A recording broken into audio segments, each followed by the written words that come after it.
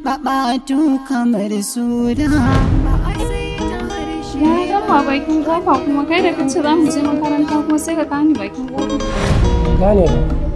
Haka yana nufin cewa mu shigar da cikin ɗaki saboda mu samu natsuwa mu yi karatu. Kin fi kowa sani duk littattafan da za mu karanta suna cikin ɗaki.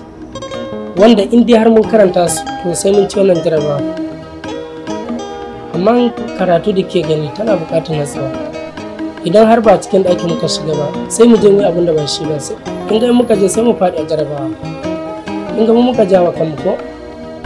Sai mun dai bakin kofar ɗaki ne ina so.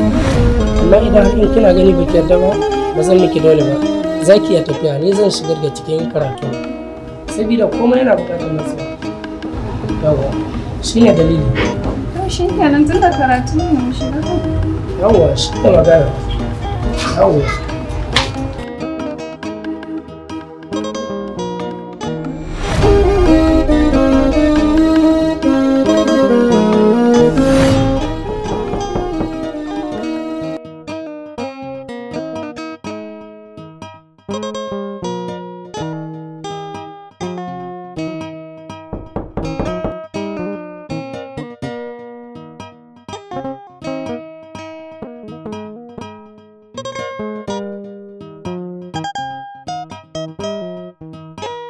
Yawa, lafiya na ganki nan?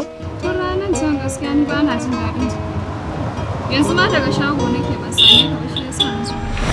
Ban gane muke nufi ba. Tun ran da kika zo shago ba kiya jin daɗin jikinki. Me haka yake nufi? Ina son a ɗauki mataki ne tun kafin a gane abin da yake faru. A kan nawa za a ɗauki mataki? A kaina? Saboda ba kiya jin daɗin jikinki? Haka yana nuni ni kaɗai na sauranki duk duniya kenan?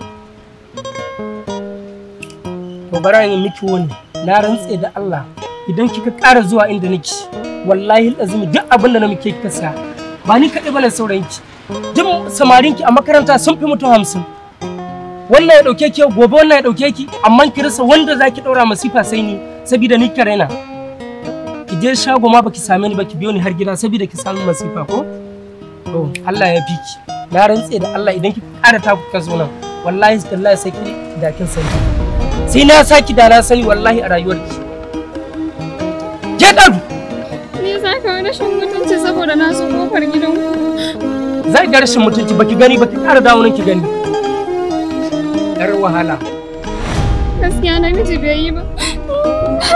Hannunka mai sanda babatu kamar suda ba a sai ta harshe ba.